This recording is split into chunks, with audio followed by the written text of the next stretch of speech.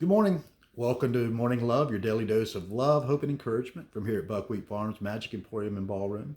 Hope you checked out our videos this weekend. Cleo had triplets, and babies and mama are doing well.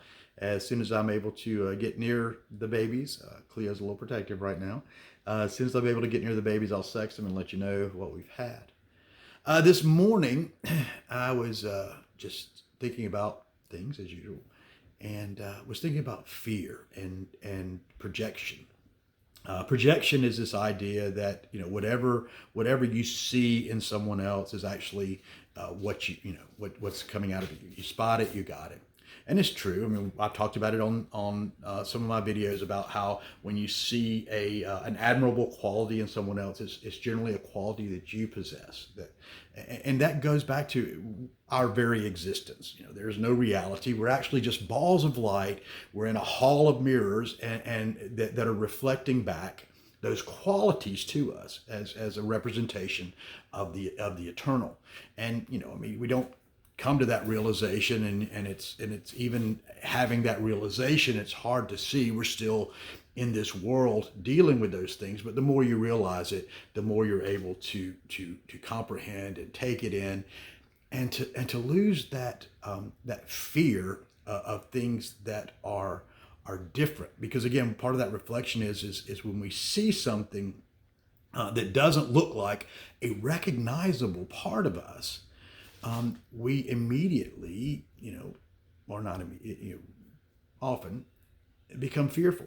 Um, Children, as babies, new faces often frighten babies because they're different. There's something different about them, and that's not a higher level functioning quality. Because my pigs, the piglets do the same thing. The little piglets, when I'm going in and I'm taking some food and water into Cleo, and the piglets kind of wag their tails and they're like, "Ooh, who is this dude?"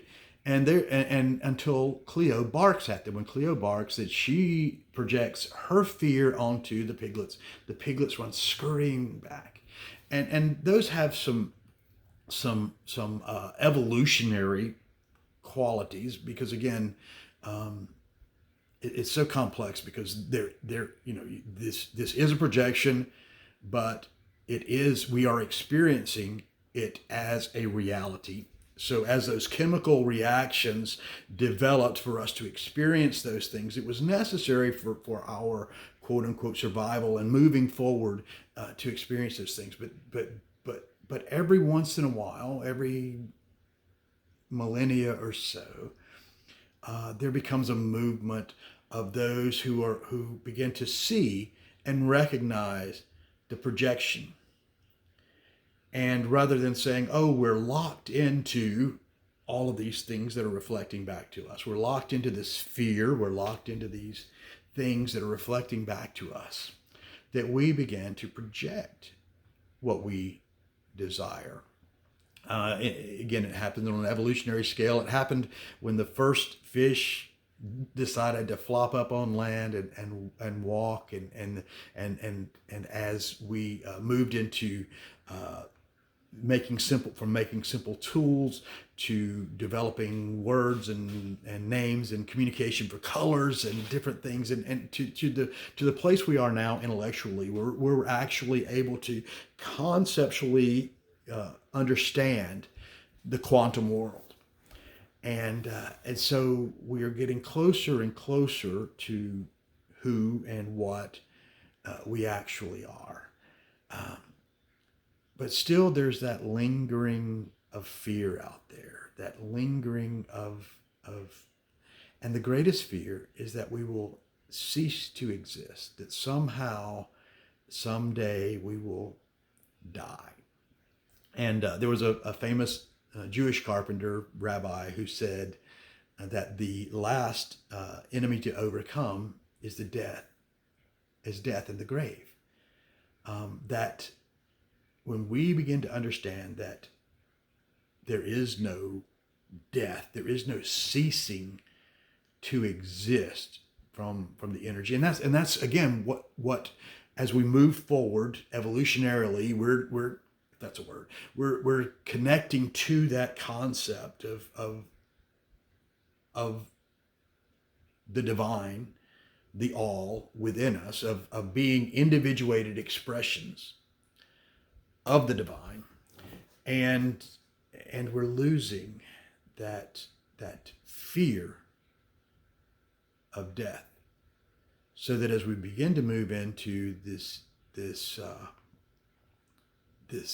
new millennia, that it may be quite possible that we just see transitions.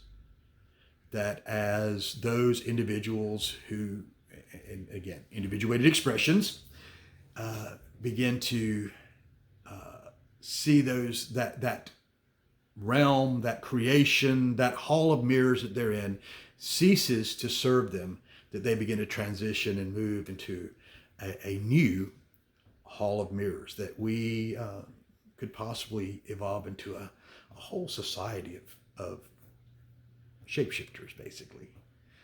That's just a little food for thought on a Monday morning. Got a couple of rainy days here to chew on this, but think about the hall of mirrors that you're in as you go about your day. When you see something that bugs you, ask yourself, what is it in me? What is it? What do I see? If you see something different, someone different, look for that aspect within yourself. The entire world, everything in your world is simply a reflection of your light. If you want to change your world, change the light you shine. Namaste.